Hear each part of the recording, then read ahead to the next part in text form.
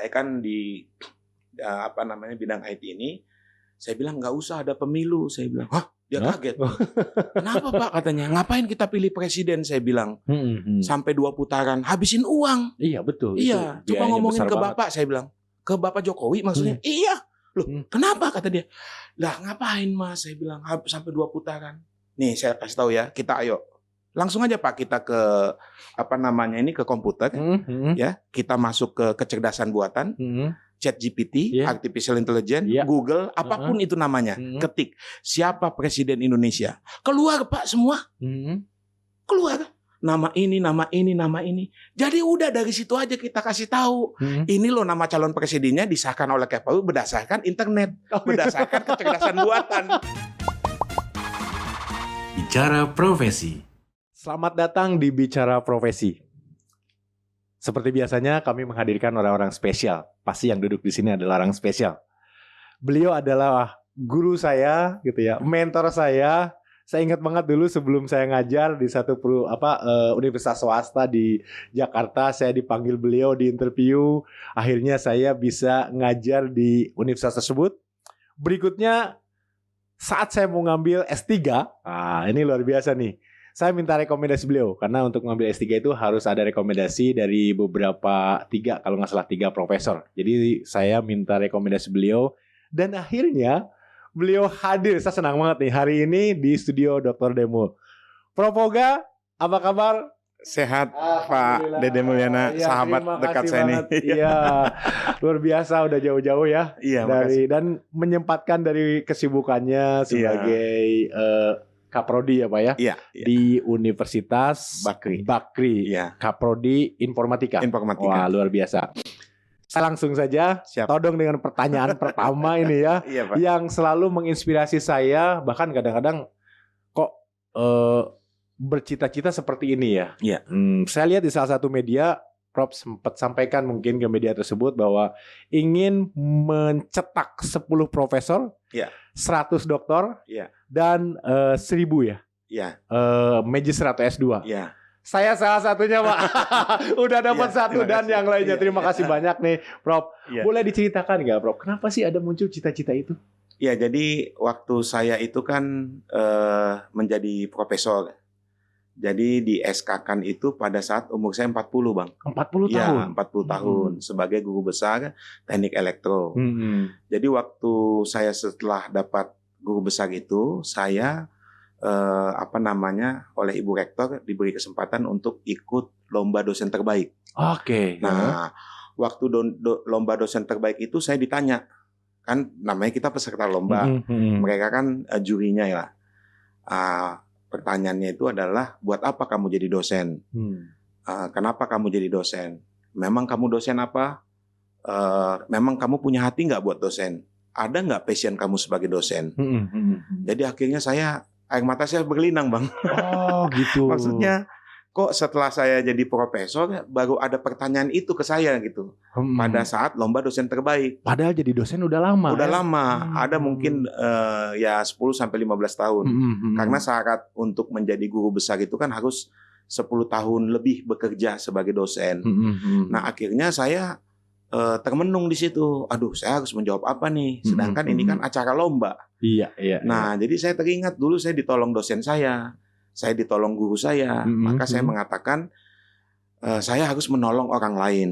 Oleh sebab itu, selama saya jadi profesor, hidup saya jadi profesor, saya harus menghasilkan 10 profesor baru, 100 S3 doktor yang baru, 1000 S2 baru, dan 10.000 S1. 10.000 S1. Oke. Terus jurinya bilang, wah Prof, ini saya udah putih rambut nih. Jadi juri katanya, lomba dosen terbaik. Rata-rata jawaban peserta lomba selama saya jadi juri itu mencerdaskan kehidupan bangsa. Normatif banget. Ya, normatif. Tetapi Prof jawabannya KPI, Key Performance Indicator. Terukur ya Prof. Terukur. 10 profesor, 100 doktor, 1000 S2 dan 10.000 S1. Wah, oke. Nah, memang saya menang lomba ya. Oke. Tetapi saya di mobil saya nangis Bang. Nyesel bilang itu, jangan-jangan Prof. Karena ucapan ini kan doa ya. Doa, betul. Karena Mudah-mudahan waduh ini. saya bilang menghasilkan 10 profesor di dokter aja sulit kan kalau kita bimbing ya. Maksudnya kadang ada aja kendala kan. Iya. Membimbing S2, membimbing S1. Tapi dalam hati saya itu kenapa baru umur 43 tahun saya mendapatkan visi misi ini. Karena bagi saya kan kenapa nggak dari kita waktu kecil atau waktu kita SMP atau SMA kan. Sering tanya kan waktu kita kecil apa cita-citanya? Jadi dokter, jadi pilot, jadi polisi, jadi ABRI gitu kan. Tapi ini saya baru mendapatkan cita-cita itu di umur 40 profesor 43 Bang. Iya. Selama ini saya nggak pernah pokoknya kerjakan aja sebaik-baiknya. Karena setelah saya SMA itu saya suka ini Bang elektronik. Sehingga saya itu teknisi dulunya. Saya memperbaiki televisi, memperbaiki radio, memperbaiki AC, memperbaiki kulkas, semua alat-alat elektronik saya perbaiki. Makanya saya dulu buka namanya toko Mitra Elektronik Service. Gitu. Sampai saya punya saudara saya ajak 2 orang, mereka sukses. Satu sudah di Sanken, Lelin, si Owat, satu lagi udah di Istana Negara sebagai IT. Gitu. Pekerjaannya memang di elektro atau di IT tadi ya? Di perusahaan besar berarti ya? Tadinya ikut saya kan untuk memperbaiki komputer, memperbaiki televisi, teknisi lah kita. Sekarang sudah sukses. Sekarang mereka udah sukses. Waktu teknisi saya tanya ayah saya kan, saya bilang kamu nggak harus terus jadi teknisi, ambil aja S2, S3. Akhirnya saya ambil abang di UI, S2 dan S3. Iya. Dan sekarang sudah jadi profesor elektro juga. Waduh. Jadi kalau di majalah atau di mana saya dibilang teknisi televisi, tukang cuci AC, menjadi seorang profesor. Gitu. Luar biasa sekali, itu inspiratif banget itu perjalanan hidupnya, Bro. Jadi bagi pemirsa nih teman-teman Studio Delmul ya, Pak Dede Mulyana ini dokter Dede Mul ini mungkin bisa menjadi sebuah harapan lah bahwa kita juga mungkin tukang cuci AC atau kita perbaikin handphone atau kita perbaikin televisi masih bisa jadi profesor. Ini buktinya ada. Siapapun bisa ya Prof. Bisa, asal ada kemauan, kerja keras. Karena saya memang mengerjakan sebaik-baiknya, Pak. Jadi memang latar belakang saya teknisi itu saya akhirnya memperbaiki kan, yang mati saya hidupkan, yang rusak saya perbaiki. Tapi akhirnya panggilan saya itu karena saya memperbaiki alat-alat elektronik. Setelah dosen saya itu akhirnya memperbaiki manusia. Manusia. Dikasih pendidikan, dikasih visi misi tujuan kan, maksudnya bahwa manusia ini harus ya paling tidak sarjana S2, S3 kan, supaya mereka lebih mulia, lebih bermartabat, lebih inilah ada jenjangnya lah gitu. Iya. Sejak kapan bercita-cita atau punya keinginan atau menetapkan target mau jadi profesor, Bro? Kira-kira kapan? Apakah S1, S2 atau berjalan begitu aja? Berjalan begitu aja sih, saya bilang. Gitu. Karena saya tuh kerjakan sebaik-baiknya. Terus ada nggak nih yang mau mengajukan jenjang jabatan akademik? Saya ajukan. Ada nggak nih yang mau? Saya baca persyaratannya, saya ikutin. Jadi memang tidak ada seperti tujuan khusus Bang saya ke sana. Sebenarnya saya itu tujuannya bagaimana melayani orang itu. Kalau kita teknisin kan ya, sebaik-baiknya kan. Kalau udah kita perbaiki terus masih garansi dia datang lagi, saya total untuk tanggung jawab saya karena saya kan udah bertanggung jawab atas apa yang saya kerjakan. Gitu. Jadi akhirnya itu terbawa sampai saya jadi dosen Bang. Gitu. Iya. Jadi selalu saya apa aja yang tidak bisa diperbaiki, saya punya konsep pasti bisa diperbaiki. Termasuk manusia. Luar biasa sekali nih Propoga ini. Banyak profesor yang theoretical base, tapi ini profesor elektronik yang dulunya memang bergelut di dunia perbaikan sampai reparasi elektronik dulu sampai level itu ya. Iya, saya sampai bertanya tuh, maksudnya kalau saya kan perbaiki elektronik pakai solder, pakai timah, pakai multimeter, pakai semua lah alat-alat elektronik. Saya bilang saya perbaiki manusia pakai apa? Pakai apa gitu ya? Iya kan? Iya. Aduh, saya bilang pakai apa nih ya? Jadi memang unsur alam ternyata Bang. Jadi manusia itu kan ya bisa dikatakan yang ada di sekitar kita lah. Ada tanah, ada air, ada udara. Ada alam lah ya yang sudah lengkap ini bagaimana itu bisa juga kita katakan memperbaiki manusia sebenarnya. Seperti itu ya. Tapi nanti itulah ya sesi. Ya. Siap. Nanti kita arrange lagi sesi yang khusus untuk memperbaiki manusia. Ya, saya tertarik dengan perjalanan hidupnya nih. Iya, ya. siap. Profesor, Prof. Oga ini merupakan profesor pertama di keluarga atau satu-satunya? Iya, baru Pak. Oh, baru ya? Sebenarnya kalau dari ayah saya punya kakak, Profesor Sastra Jepang, Prof. Oh, Anzom. Sastra Jepang. Situmorang ya, Prof. Anzom itu dari USU. Oh, USU. Ya. Oke. Tapi saya dari ayah saya, baru saya. Baru Prof. Oga sampai saat ini ya? Ya. Tapi 5 saudara saya semuanya dokter, Pak. Oh, dokter semua. Aduh, luar biasa ini keluarga. Kick Andy kemarin. Oh, Kick Andy. Nah, itu masuk Kick Andy saya nonton. Saya nonton sampai habis. Siap. Waktu itu saya nggak mau menceritakan, biar Prof. Oga yang menceritakan filosofi dan falsafah hidup orang tua sampai dengan anaknya ini orang sukses semua, terutama di pendidikan Kira-kira apa, Prof? Boleh berbagi nggak? Ya memang karena ada lagunya itu, Bang. Orang tua saya itu kan. Jadi dia sampai kemana itu mencari uang untuk sekolahkan anaknya. Itu aja sih tujuan hidup orang tuanya. Iya. Jadi kekayaan terbesar orang tua itu anaknya. Anaknya. Iya. Oke. Jadi kalau anaknya itu sukses, itu kebanggaan dia gitu, Bang. Kalau nggak sukses, aduh rasanya gimana anak saya ini gitu. Dan kebetulan anaknya juga mau sekolah. Kalau enggak ya sama aja, Prof ya. Iya. Gitu. Jadi beruntung bagi mereka teman-teman yang memang orang tuanya, keluarganya mempunyai keinginan untuk anaknya bersekolah, manfaatkan ya. Iya. Dan juga orang tua, kalau kamu sekolah setinggi-tingginya mau, Bang, disupport. Tapi kalau minta yang lain nggak dikasih. Oh gitu justru. Iya. Jadi kalau Mak uang kuliah kasih. Tapi kalau Mak minta beli apa gitu, motor nggak kasih ya. Oh gitu. Segitu fokusnya ya orang tua ke pendidikan. Bahkan menantu ini sekarang semua pada sekolah, Bang. Udah S3 semua ini. Pak, kalau di keluarga itu adik kakak S3 dan profesor itu ngomong apa sih? Saya bingung, bicara apa? Jurnal kah gitu ya? Penelitian atau apa, Prof? Spill sedikit, Prof. Iya, memang kalau kita keluarga kan kalau udah pendidikan seperti itu kadang-kadang di mana sih sekolah terbaik? Oh, gitu. Ada kasih beasiswa? Ini anak saya udah mau melanjutkan. Atau nih gimana caranya supaya dia bisa. Tapi kata-kata cucunya ayah saya ini sekarang kedokteran semua, Bang. Oh gitu, kedokteran malah kedokteran semua gitu ya. Saya bilang kok akhirnya ke manusia ya, 1 elektro ada, tapi yang 3 ini udah dokter semua. Bahkan anak saya katanya mau jadi dokter, adiknya juga mau jadi dokter, ini juga mau jadi dokter, katanya. Saya juga waduh. Oh, dokter. Memperbaiki manusia lagi ya. Iya, tapi sejak kemarin Covid itu ya mungkin itu kali ya. Dokter itu kan sangat mungkin orang banyak tersentuh ya, ingin berkontribusi ke arah kemanusiaan ya. Gitu. Jadi kalau menghidupkan orang mati ya bukan kita menghidupkan itu Tuhan gitu ya. Menghidupkan elektronik yang mati itu ahlinya elektronik gitu ya.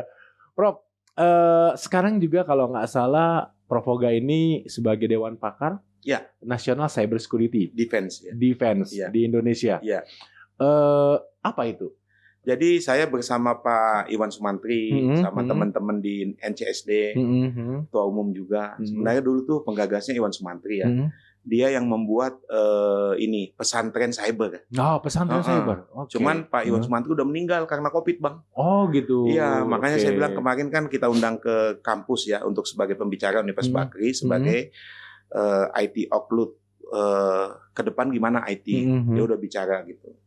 Nah, kemudian juga saya diundang ke pesantrennya. Cuman waktu saya mau diundang tau-taunya dia udah kena Covid. Udah kena Covid ya. Aduh, saya bilang sayang banget ya. Jadi akhirnya saya sama dia kan teman-teman semua ya membentuk National Cyber Security Defense. Ya.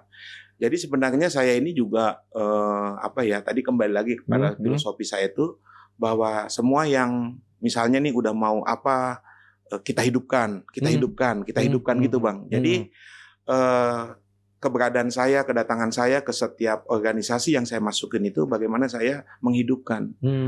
Kan banyak ya pimpinan-pimpinan atau orang-orang yang sudah besar, petinggi ya. Jadi dia mungkin dikasih kesempatan untuk menduduki organisasi yang tertinggi lah tempatnya gitu ya, kedudukannya. Tetapi yang saya lihat dia malah mematikan. Oh gitu. Iya, dimatikan.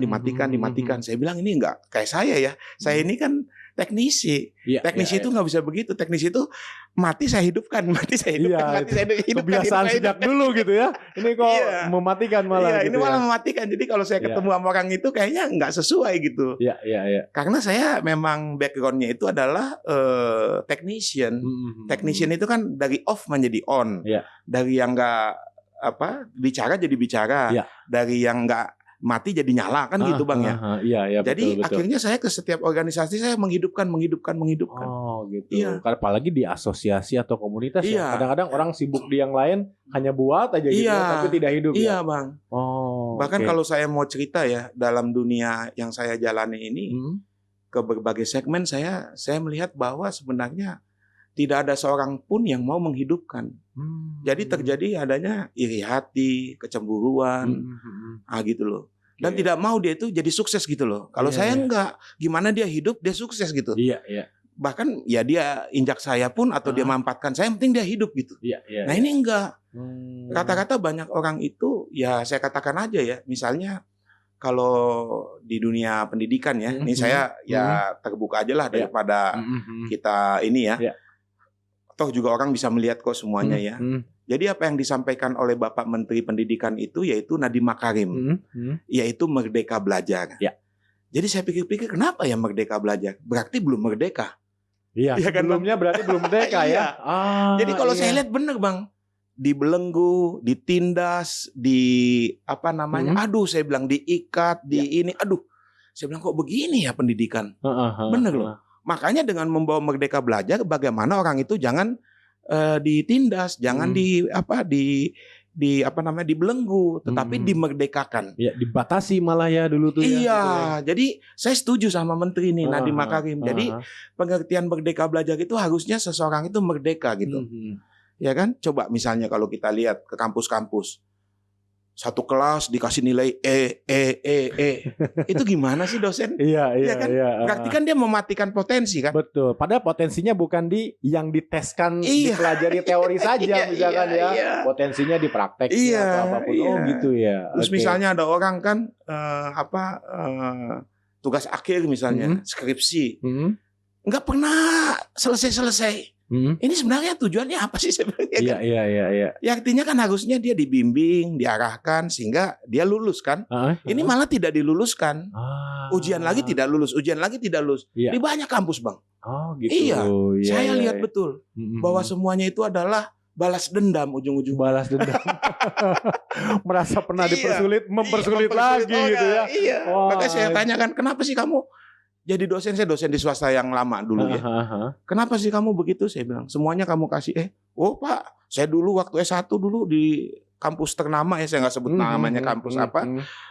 Saya Pak, sekelas dikasih semua. Saya langsung nanti ya kalau gue dosen gue bales dendam nih katanya. Akhirnya turun temurun. Waduh, gimana? Iya, jadi saya temukan seperti itu Bang.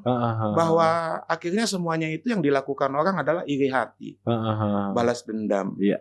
Karena dia dulu pernah diperlakukan seperti itu, maka dia memperlakukan seperti itu. Iya. Makanya kalau saya bilang ini nggak bisa hidup kalau begini. Iya. Ya kan? Dan saya salah satunya adalah yang menampung lulusan itu terkena dampak. Kenapa? Lulusannya akhirnya karakternya kurang bagus gitu ya. Pinter sih gitu ya. Tapi karakternya balas dendam tadi gitu ya. Saling gencet-gencetan office politik. Ya kami kena juga gitu, sebagai industri gitu. Oh seperti itu ya Prof. Jadi dikasih beban. Saya bilang mahasiswa punya waktu. Iya udah kan? Segitu ketatnya. Iya Pak. Ini lebih parah, dosen saya dulu Pak, begini Pak. Berarti dia punya historis itu.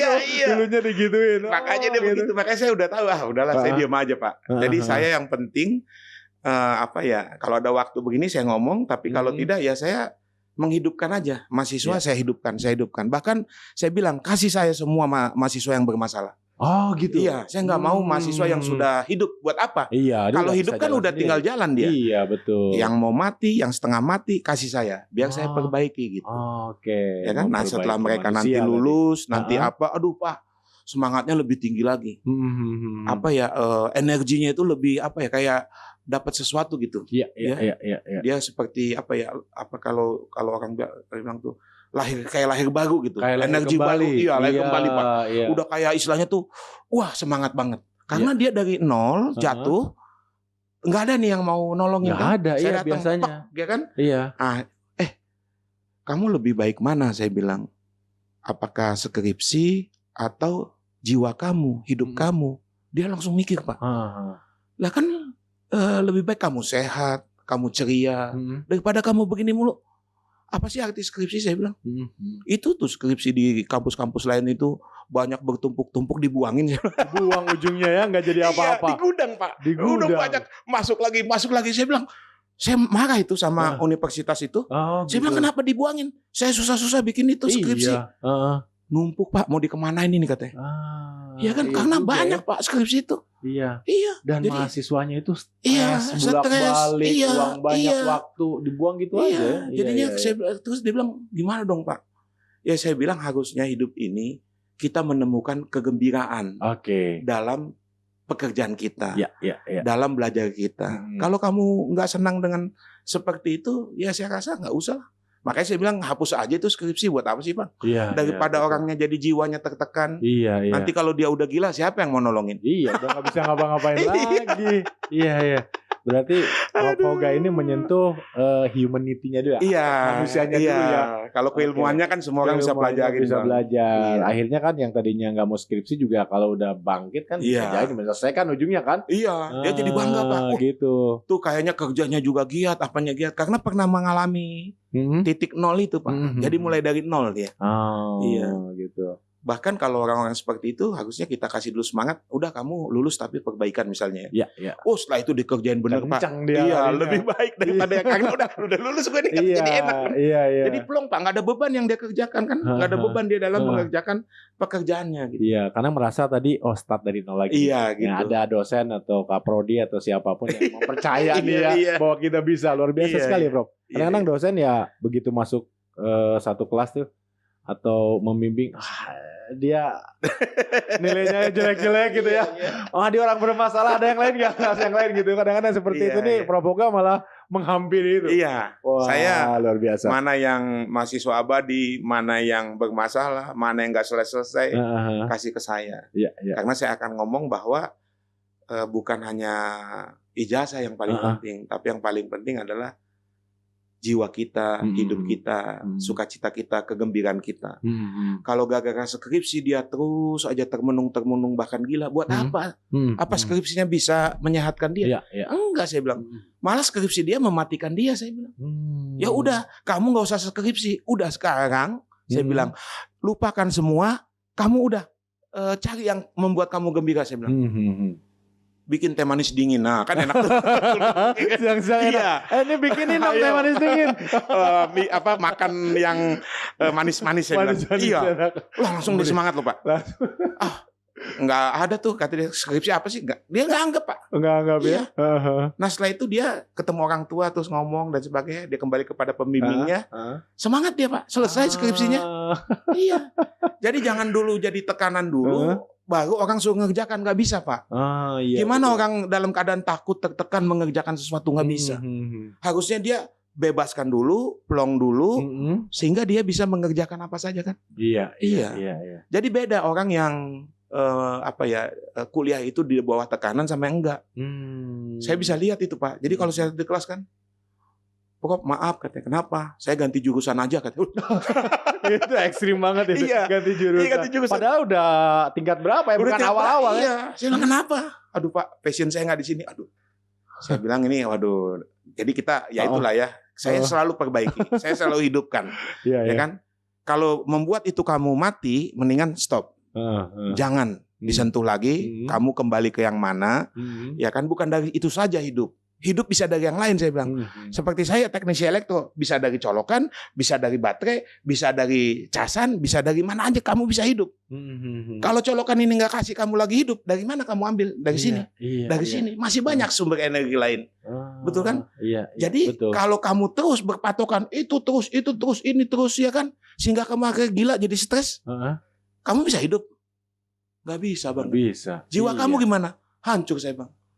Di pinggir jalan buka baju, aduh Kan betul ya, ujungnya kan begitu Bang. Iya, ujungnya yang namanya udah pikiran pasti. terus nggak bisa disolusikan. Iya. Akhirnya saya mau sarjana, saya mau jadi sarjana. Gila akhirnya. Iya. Saya pernah ketemu Bang. Heeh.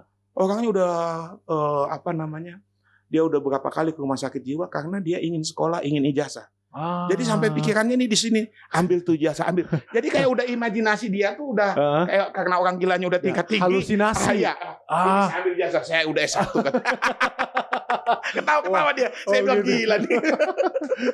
Ternyata mahasiswa yang tertekan tuh banyak ya. Banyak Bahkan mungkin lebih banyak lagi sebelum kampus Merdeka ini ya. Ya mungkin lah saya rasa ya karena kenapa dibuat merdeka kan berarti terbelenggu terikat, sebelumnya, terjajah, ya kan? Iya.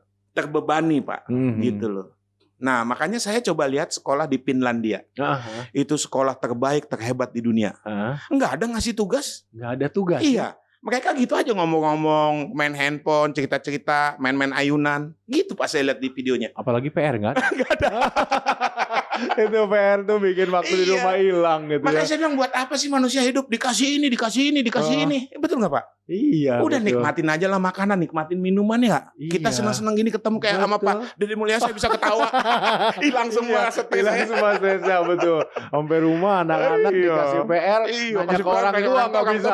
Orang tuanya nggak tahu gitu. Jadi sama istri bisa gini kan? Iya.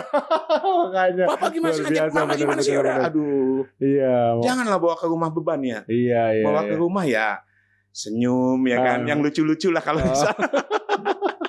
Oke, jadi di Universitas Bakri saat ini, Prof sudah mulai menjalankan hal tersebut ya. Iya. Kegembiraan dalam belajar, tidak membuat stres mahasiswa dan sebagainya gitu ya.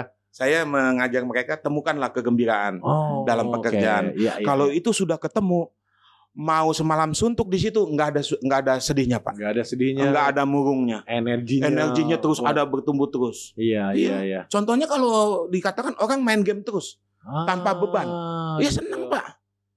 Ada makanan dimakan, ada apa makan, terus aja main game. Itu ada Pak profesinya di Singapura dan dia digaji tiap bulan. Jadi setiap level game dia lulus, tulis apa masukannya, lulus gitu. tulis ya sampai ke level berapa, terus kesulitannya apa masukin, digaji Pak. Bahkan saya bilang, Pak, saya nggak mau dipecat dari sini mau di sini Pak. Nggak digaji juga nggak apa-apa. Saya main game. Iya. Tuh, sampai begitu. Jadi ada orang yang nggak mau digaji tapi senang dalam pekerjaannya Pak. Bingung saya juga. Dipecat kagak mau. Digaji juga nggak mau. Yang penting saya di sini main game Pak katanya. Kasih masukan. Tapi itu pekerjaan loh saya bilang. Itu pekerjaan dibayar gitu ya. Karena game itu kan nanti membutuhkan level ini apa tantangannya. Level ini bagaimana. Nah di level ini kamu bisa nggak coba. Wah ini kayaknya terlalu sulit diringankan. Karena dia aja nggak bisa. Apalagi nanti orang lain kan. Iya. Gitu. Ada yang seperti itu ya. Ada yang seperti itu. Jadi tadi seperti yang Prof Pegas sampaikan. Elektronik aja sumbernya dari mana saja. Iya. Jadi kalaupun kita sekarang sudah ngambil satu jurusan, ya selesaikanlah. Toh nggak harus hidup dari sana juga. Betul. Kan. Tanggung jawab aja dulu. Iya, yang penting diri sendiri itu memang bahagia, gembira, menemukan arti hidup ya. Saya setuju tuh Pak dengan Google, YouTube, Microsoft atau apalah. Yang dia sekolah di Harvard kan nggak lulus Pak. Nggak lulus orang-orang itu ya. Jadi kalau sukses. Iya kalau dia terusin bikin Harvard sampai stres sampai gila dia. Apa dia jadi Google? Nggak bakalan jadi. Nggak bakal. Iya. Jadi hidupkan dia dari Google bukan dari Harvard. Bukan dari Harvard. Jadi pendidikan itu sebenarnya saya bilang harus berubah. Iya. Makanya saya waktu cerita begitu saya dibilang teman udah Pak Hoga aja lah Menteri Pendidikan katanya. Oh iya, jadi kalau milih Menteri Pendidikan atau Menkominfo Pak?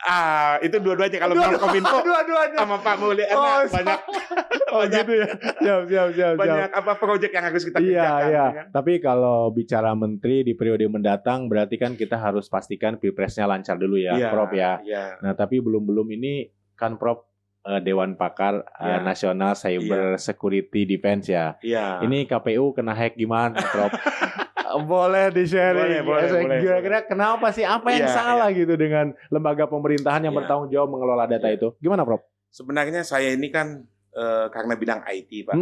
Jadi information technology. Jadi sebenarnya bahwa dikatakan itu saya sudah maksudnya tuh ketemu sama Kaisang. Oke. Iya. Karena kan kebetulan saya dipertemukan. Saya bilang Mas Kaisang, angkat saya lah jadi penasehat IT di sini atau konsultan IT lah saya bilang. Kenapa, Prof? Kata dia. Karena memang bidang saya kan itu ya. Nah, di sini itu di PSI atau di mana nih? Pokoknya lagi dipertemukan lah. Pokoknya ada satu event lah ya. Event, ya. Oke. Karena saya pikir dia kan Gibran juga sama Kaisang juga kan udah terus ini mau ke sana ya arahnya. Makanya saya katakan, kenapa Mas? Katanya. Saya bilang gini. Saya kan di bidang IT ini, saya bilang nggak usah ada pemilu. Saya bilang, dia kaget. Kenapa Pak? Katanya, ngapain kita pilih presiden? Saya bilang, sampai 2 putaran, habisin uang. Iya betul. Iya, coba ngomongin ke Bapak. Saya bilang, ke Bapak Jokowi maksudnya. Iya, loh, kenapa? Kata dia. Lah ngapain Mas? Saya bilang, sampai 2 putaran. Nih saya kasih tahu ya, kita ayo.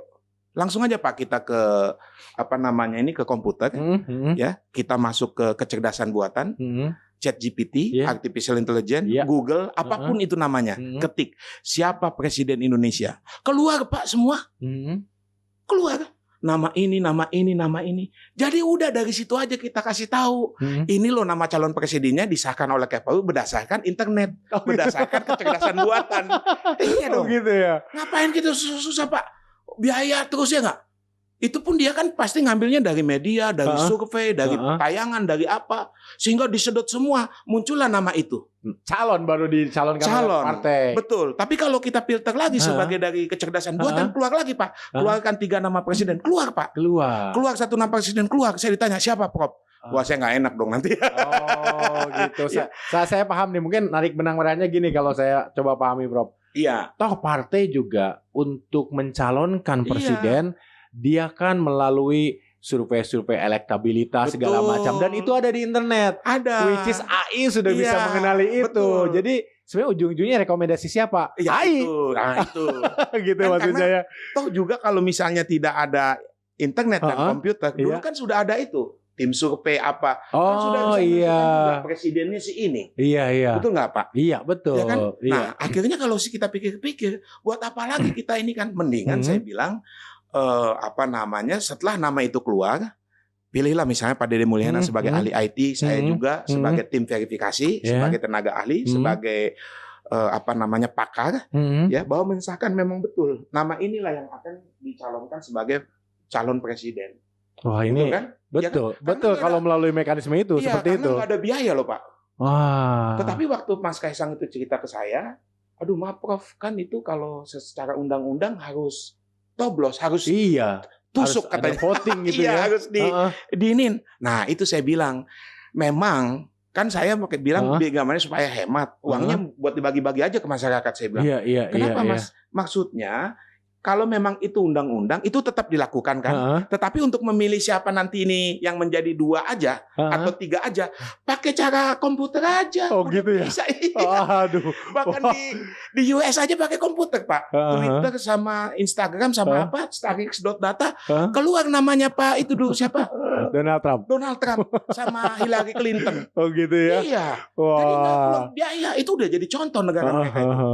Nah setelah dari situlah baru kita coblos, kan langsung ketemu nih siapa presidennya, udah kan keluar itu udahlah sah secara kedaulatan rakyat, secara rakyat yang memilih kan. Tetapi untuk mekanisme ke sana, ini saya hitung kalau ini sampai triliunan. Wah itu bisa buat apa ya, pengembangan generasi muda, beasiswa ke anak-anak muda. Iya. Beasiswa atau kasih apa ke yatim piatu ya kan.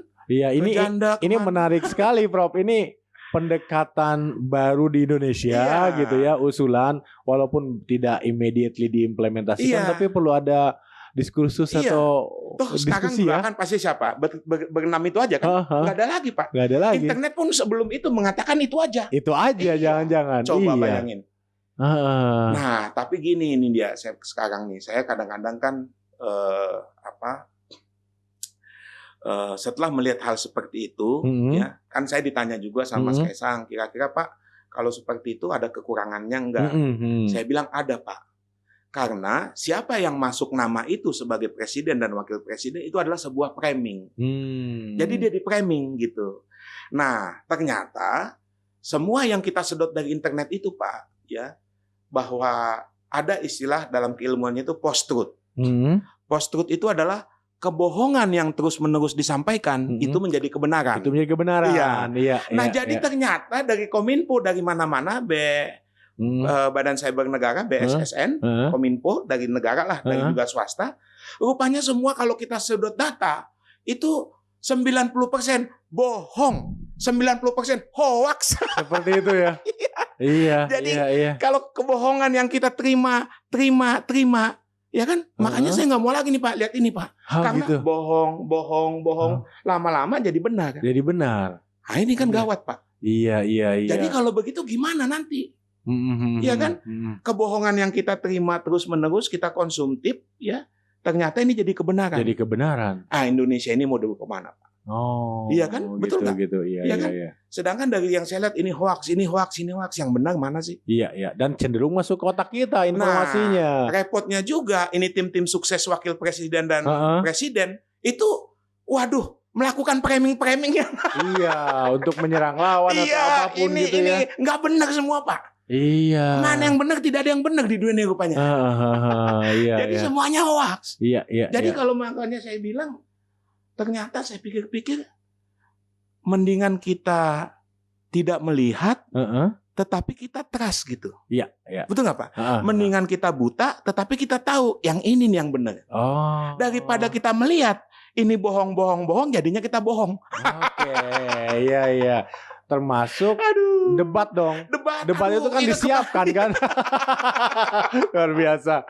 Prabowo ini terobosan-terobosan yang mudah-mudahan ya ada satu titik di mana kita bisa mudah-mudahan ditonton ya sama anggota MPR dan DPR terus ya didiskusikan ya tidak ada salahnya juga mempertimbangkan teknologi di dalam berdemokrasi. Betul. Gitu kurang lebih seperti udah itu waktunya juga. Udah waktunya juga. Iya, jadi kita bisa tahu siapa presiden dan wakil presiden dari teknologi itu sudah dilakukan oleh negara-negara luar. Kita aja yang ketinggalan dan masih pakai sistem coblos, Bang. Sistem coblos ya. Iya. Padahal sudah bisa handphone. Iya, sudah bisa handphone. Udah. Toh data KTP, iktp sudah ada juga di sini. Data DP daftar pemilih tetap pun sudah di tangan hacker. Iya. Kemarin kan ya ada 204 juta kalau nggak salah. Kalau sudah seperti itu gimana, Prof? Pemilu kita. Itu mau diapakan data kira-kira, Prof? Katanya dijual oleh di dark web ya, oleh hackernya. Iya. Ya memang underground ya. Hacker ini kan nggak mau diketahui identitasnya. Iya. Tapi saya kemarin sama Pak Iwan Sumantri diskusi membentuk sebuah kajian ya dengan seminar lah gitu. Ya. Ternyata sebenarnya bisa dikatakan kalau kita katakan nih hacker ini juga Bang sebenarnya dia mempunyai identitas. Oke. Iya. Ada juga dia keindonesiaannya. Jadi tahunya saya itu ketika kita diskusi, ya hacker ini udah tahu nih, presiden ini yang akan naik. Oke. Karena suara masyarakat ke sini. Oke. Akhirnya dia nggak mau, Bang. Karena gitu. itu kedaulatan rakyat. Iya. Oh, jadi menghargai suara masyarakat juga gitu ya? Iya, benar Bang. Saya nggak bohong itu. Jadi saya pikir-pikir, hebat juga ya saya bilang. Iya. Karena ternyata waktu saya diskusi seperti itu di acara seminar, mereka itu suka nonton film-film yang kan ada misalnya benderanya, ada heroiknya, ada kenegaraannya. Jadi keindonesiaan warga negara itu mereka benar-benar solid. Oh gitu. Iya. Memang mereka bisa aja ada negatifnya, tapi positifnya mereka itu kalau memang itu suara rakyat dan kedaulatan rakyat, mereka nggak mau ikut. Dia nggak bisa lawan ya. Iya, maksudnya, artinya itu memang rakyat. Sebenarnya dia bisa Bang, kotak-katik sampai mengalihkan angkanya ke sini. Pasangannya yang menang bisa ya. Misalnya gitu ya, tetapi dia punya sebuah integritas, punya sebuah jati diri yang mana bahwa saya ini Indonesia. Hati nuraninya muncul di sana ya. Iya, bahwa sebenarnya suara terbanyak yang memilih itu ini, gitu. Akhirnya dia angkat tangan, dia lepas, nggak mau gitu istilahnya. Gitu ya. Jadi dari hasil diskusi kita dapatkan bahwa rata-rata orang komputer, orang IT itu kan suka nonton film-film heroik, Iya, banyak tuh ya. perang, kenegaraan, terus iya. ada benderanya, ada Iya, apanya. iya. Nationality-nya kuat, Bang. Iya. Iya, betul, Dibandingkan betul. kita ini yang bukan misalnya masyarakat biasa gitu ya. Orang IT itu lebih kuat ininya kebangsaannya. Kebangsaannya ya. Mau membela negaranya. Oh, gitu. Secara Meskipun istilahnya orang bilang hacker ya namanya, tapi dia ada positifnya. ya hacker kan cara dia masuk ke tempat Iya, atau mengambil sesuatu, iya. tapi kan jati dirinya tetap ada Iya. orang juga di belakang gitu, Iya. Prof, maksudnya ya. Artinya kan yang kita lihat bahwa secara kemampuan di bidang komputer dia bisa menambahkan suara ke sini gitu loh. Iya. Kan bisa, Bang. Memungkinkan ya. Memungkinkan. Rekapitulasi itu kan di server kan ya. Bisa mungkin bisa gitu ya. sama dia kan secara teknik kita tahu lah itu istilahnya pasti itu logika lah. Iya. Tetapi ketika dia lihat bahwa kedaulatan rakyat atau pemilihan suara terbanyak ke si A atau si B begitu, akhirnya dia meskipun dia bisa berusaha nih untuk memaksakan ke sini, tapi dia nggak mau. Oh, nggak mau ya? Iya. Oke. Karena disitulah dia punya nilai-nilai yang nggak bisa diteror gitu. Oke, jadi semahal-mahalnya dibayar oleh salah satu pasangan capres, betul. tapi itu melawan arus tidak mau dia. Mau, iya, karena itu sudah kedaulatan rakyat, itu sudah suara rakyat. Karena kan kalau Mahfud MD bilang suara rakyat itu udah suara Tuhan. Suara Tuhan. Jadi kalau dia nanti melawan itu, dia melawan Tuhan juga. Iya. Oke. Dan itu yang Pak Hoga dapatkan juga, atau pemahaman dan ketenangan seperti itu yang didapatkan Pak Hoga terkait dengan potensi cyber attack di tengah pemilu ini dari organisasi Lemhanas yang Bapak memang salah satunya. Ya saya kan banyak mengikuti organisasi. Iya, organisasi salah satunya. Jadi saya pikir sebenarnya negara itu sudah tahu, Bang. Sudah tahu. Iya, jadi negara itu sudah tahu dari mekanisme, dari sistem, dari semuanya. Iya. Ya. Tetapi kan kita seharusnya warga negara ini seperti kita semua, apalagi di bidang IT harusnya menolong, ya kan? Jadi kita masuk ke dalam timnya mereka untuk kita bagaimana mensukseskan. Kan ini namanya pesta rakyat. Pesta rakyat. Iya, harus kita, ayolah kita dukung, ayolah kita jaga, ya kan? Nah, jadi kalau memang nanti ada sesuatu yang kebocoran atau apa, nah itu memang perlu di ranah hukum lah. Masuknya di sana ya. Masuknya ke sana. Jadi kalau bisa diminta pakar atau keahlian, mungkin Dr. Dede Mulyana ya bisa hadir, bisa ikut. Ya. Nanti hakimnya saya ajak podcast. Hakim MK-nya saya ajak podcast. Prof, perguruan tinggi termasuk Universitas Bakri ini kan pasti jenjang S1 terutama ini banyak teman-teman yang dari generasi Z ya, Gen Z. Gen Z ya. Ada perbedaan yang mencolok nggak sih Gen Z dengan milenial atau Gen Y sebelumnya, dan bagaimana universitas menghandle itu? Ya. Jadi sebenarnya ya ini nanti ada mungkin di kampus, ada di luar kampus ya Bang ya. Kalau di kampus itu memang saya lihat anak-anak sekarang kan sudah pegang handphone, pegang laptop ya, apalagi waktu COVID kemarin kan. Dia pakai Zoom ya kan. Saya bilang kenapa Mas kok nggak kuliah lagi? Maksudnya nggak, udah muncul dia tapi kok hilang di semester di next minggunya. Saya nanya kan, iya Pak, handphone saya panas katanya. Kalau udah panas nggak bisa lagi nih Pak, harus didinginin dulu katanya. Jadi memang karena COVID ini kita diarahkan semua ke situ kan. Nah akhirnya saya melihat bahwa generasi sekarang itu lebih bisa teknologi Bang. Dibandingkan generasi kita lah ya. Jadi mereka apa-apa langsung cari tahu. Apa-apa bisa pesan melalui yang sekarangnya e-commerce. Apa-apa bisa pakai pembayaran juga. E-money, payment online, apapun lah mereka lakukan. Cryptocurrency, Bitcoin gitu. Okay. Jadi saya kagetnya itu ya memang sudah zamannya mereka kali ya. Kalau zamannya kita enggak kan ya.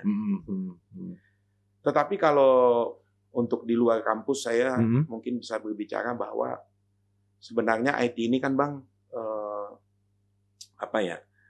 memaksakan kita untuk ke dia kan gitu ya. Jadi kita dibuatnya jadi satu ke dia gitu.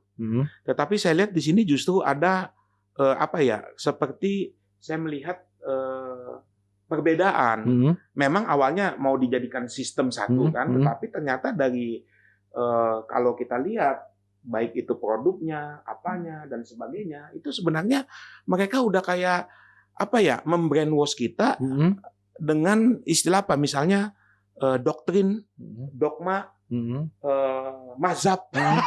Ya. Betul loh Bang. Jadi ya gimana mau satu pintu? Orang ini aja kelompok Apple, ini kelompok Microsoft, ini kelompok Oracle, ini kelompok Red Hat, ini kelompok nggak bisa jadi. Nggak bisa satu pintu nggak ya. bisa satu pintu. Jadi gimana saya bilang? Ya kan. Jadi sebenarnya dengan keberadaan teknologi ini manusia dibuat jadi mempunyai sebuah doktrin, dogma, mazhab yang harus diikuti gitu. Ya. Jadi misalnya kalau ada orang kelompok Apple mau masuk ke Microsoft, lo kan Apple, ngapain lo ke sini? Iya, Nanti ada kelompok Microsoft mau ke Apple, kami Apple lo, kamu apa? Iya. Jadi kita seolah-olah dibuat kok jadi begini gitu loh. Saya juga bilang janganlah begitu. Saya bilang kita ini kan tadinya mau dibuat satu sistem, satu pintu, ya kan? Meskipun dari ya makanya itu Bhinneka Tunggal Ika kan berbeda-beda tapi satu. Saya bilang. Iya. Ini nggak bisa Bang. Ya, saya paksakan dia ke ini karena dia udah Apple minded, nggak mau. Oh, gitu ya. Kalian orang-orang apa? Kami Apple, kamu apa sih? Ya kan? Begitu orang-orang Microsoft mau ke Apple, udah Microsoft minded. Apa sih ini Apple susah banget katanya. Iya. Jadi saya lihat akhirnya, oh ternyata semuanya itu adalah doktrin, dogma, mazhab, ya kan?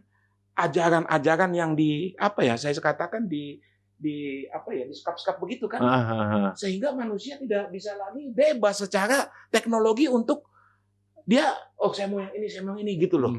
Yang bagus itu kalau semuanya dicoba. Semua dicoba ya.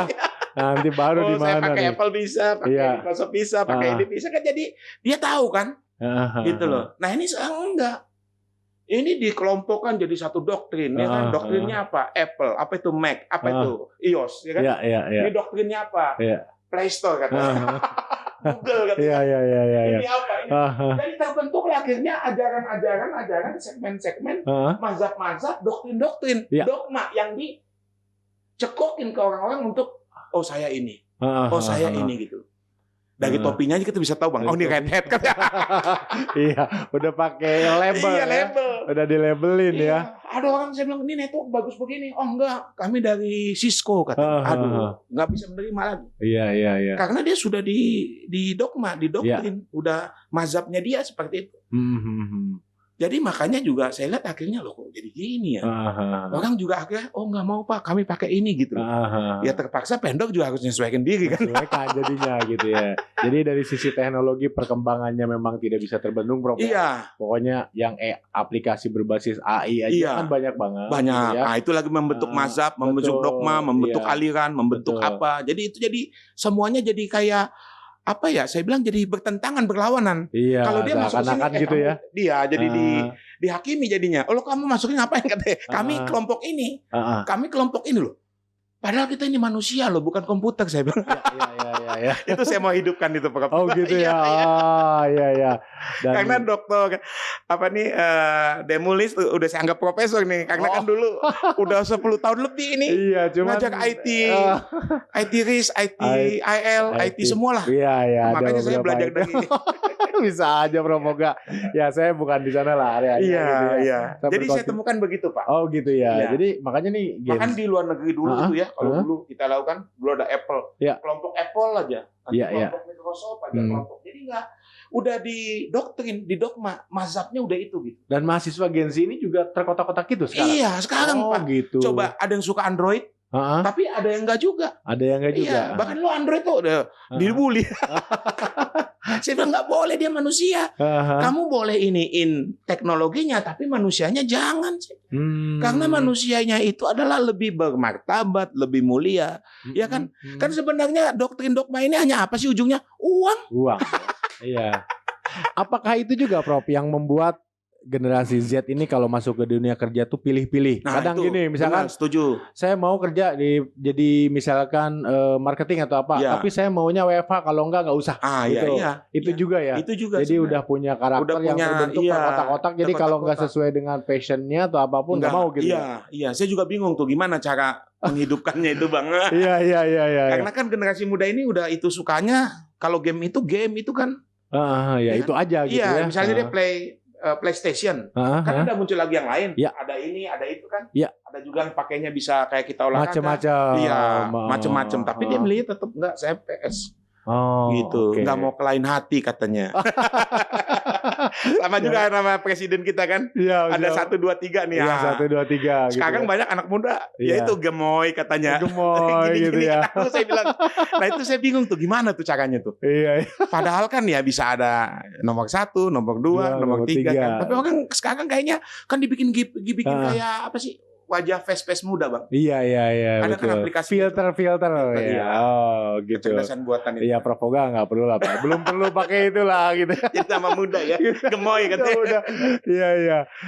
Prof, hobinya apa sih sebenarnya, Prof? Apakah memang elektronik itu hobi atau itu mata pencaharian? Sekarang dari mulai tukang elektronik, servis sampai dengan profesor elektro juga. Iya. Tapi saya ngeliatin hobinya apa? Itu hobi kah atau gimana? Sebenarnya saya hobi itu makan, Bang. Oh, makan. Kalau ditanya makanan paling enak tuh sop kambing. Sop kambing. Wah, masih makan itu ya. Wah, luar biasa. Waduh, itu enak banget makanan. Di bisnis juga kalau saya banyak berkecimpung di bisnis, katanya kalau bisnis yang sustainable itu adalah bisnis yang jadi ritual. Ritual manusia itu adalah makan. Maka makan hobi ya gitu ya. Oke, luar biasa sekali. Prof Oga, bagi mahasiswa atau siapapun lah yang ada di dunia pendidikan atau mungkin angkatan kerja atau siapapun yang ingin bekerja menyiapkan profesinya tadi, selain insight dari Prof bahwa mau jadi apapun sebenarnya bisa. Mau jadi profesor pun dari tukang servis elektronik dan sebagainya bisa. Ada pesan nggak ke mereka-mereka nih yang muda-muda? Gimana sih supaya kalau berkarir itu sukses? Jadi kalau kita menemukan sesuatu baik di dunia kerja, di dunia apapun juga, hidupkan aja. Hidupkan ya. Jadi kalau kita hidupkan itu justru di sanalah ada keadilan. Kalau kita hidupkan itu justru di sanalah ada kesejahteraan. Kalau kita hidupkan itu disitulah ada profesional. Iya, benar Bang. Gitu ya. Kalau dia mematikan, menurut saya ya akhirnya kematian lah, nggak ada apa-apa lagi gitu. Kalau kehidupan itu kan hidup dia, maka bertumbuh, berbuah, dan bisa dirasakan orang lain kan. Tidak hanya diri sendiri Tidak hanya diri sendiri. Jadi gitu. waktu dia muda, banyaklah hidupkan, apapun juga hidupkan. Ya kan? Ya baik itu misalnya mau apa ya dihidupkan. Ruangan, hidupkan. Ya kan? Tumbuhan, ya kan? Kita tanam pohon, kan menghidupkan pohon. Air kita bersihkan, menghidupkan air. Udara juga kita hidupkan. Apalagi cahaya atau apa. Semuanya kita hidupkan. Nah, yang paling penting adalah menghidupkan manusia. Menghidupkan manusia. Kalau kita ingin sukses, ya hidupkan diri sendiri ya. Kesukaannya di mana, passionnya di mana dan sebagainya. Dan itu istilah saya kegembiraan dalam pekerjaan dia. Menemukan kegembiraan dalam pekerjaannya. Itulah hidup. Oke. Iya. Berpolitik itu sekarang politik dengan gembira, tapi itu jargon salah satu paslon. Iya itu. Enggak ke sana ya, Saya nonton tadi malam tuh ya. Iya. Semuanya pada serius-serius ya. Iya, Makanya ternyata. saya bilang ini kok bisa begitu ya. Iya. Jadi orang sekarang mau menikmati hiburannya aja sebenarnya. Hiburannya aja. Karena udah jenuh, stres. Jadi mana yang bikin ketawa itulah yang akhirnya dia seneng aja sama dia gitu. Meskipun nanti nggak terpilih kita nggak tahu ya. Karena masing-masing orang mungkin sudah menentukan pilihannya. Itu hanya pesta aja kan. Pesta kan untuk dinikmati. Tapi yang bisa mengentertainment tuh saya lihat yang itu. Oh gitu. Apalagi bagi yang galau belum milih siapa gitu. Yang itu bisa. Gitu. Karena dia udah membawa kita jadi terbahak-bahak, tertawa kan. Jadi ada penelitian nih Bang, saya terbuka aja ya dari beberapa jurnal dan sebagainya. Jadi banyak ditemukan itu patah tulang orang. Patah tulang. Ya, jadi lagi lompat tulangnya patah, lagi ini patah gitu kan. Nah itu ternyata disinyalir tulang itu kan ada vitamin yang bisa membuat tulang itu kuat. Misalnya vitamin D, minum susu, kalsium gitu ya. Vitamin K juga termasuk kalsium K berarti kan. Termasuk juga makan pisang, terus pokoknya yang ada kalsiumnya lah semua. Tetapi kenapa masih patah tulangnya? Ternyata rupanya ada salah satu zat yang bisa menimbulkan kekuatan tulang dan itu bisa dibuat jadi bagus dan sebagainya oleh karena kegembiraan. Iya. Makanya saya pikir-pikir, waduh. Ini saya makanan nggak ada lagi nih vitamin K-nya. Akhirnya saya nonton aja Mr. Bean. Iya, gembira. Ketawa-ketawa kan. lebih dari vitamin K, Bang. Oh, gitu ya. Iya, jadi muncul dia. tulang kita jadi kuat. Iya. Jadi kalau bisa menurut saya banyak gembira aja, jangan banyak sedih, ya nggak? Oh, gitu. Karena banyak gembira menimbulkan vitamin tulang, vitamin K. Iya. Jadi meskipun kita misalnya makan pisang apa segala macam, tapi kalau nggak gembira, K-nya nggak muncul, Bang. Oh, gitu. Iya. Jadi tulangnya jadi rapuh. Jadi waktu mau lompat udah patah. Lucu sekali nih. Iya. Makanya saya bilang mendingan gembira-gembira aja lah kita. Gembira gitu ya. Iya. Kan di kemasan obat kayaknya harus ada jokes-jokes. Iya gitu. Selain obatnya menyembuhkan, jokesnya itu membuat kita gembira. Luar biasa sekali Pramoga. Makanya pasangan calon itu kan saya lihat ketawa-ketawa semua kan. Tim hogenya ya. Iya. Karena memang udahlah ngapain juga dibuat sedih ya. Iya. Toh juga dia tidak terpilih juga atau mungkin nanti dia terpilih kan kita nggak tahu ya. Nggak tahu, iya rahasia Tuhan itulah ya. Iya. Tapi sudah membuat kita gembira aja. Iya. Pramoga, terima kasih banyak waktunya. Sama-sama. Ini luar biasa sekali banyak isi dari pembicaraan kita ini, terutama tadi, pemilu nih AI aja kali ya. Itu luar biasa. Semoga nanti ada diskusi seperti itu yang bisa memberikan hasanah baru bagi demokrasi Indonesia. Terima kasih sekali lagi Pramoga. Sama-sama. Sampai ketemu di sesi-sesi lainnya. Siap. Terima kasih.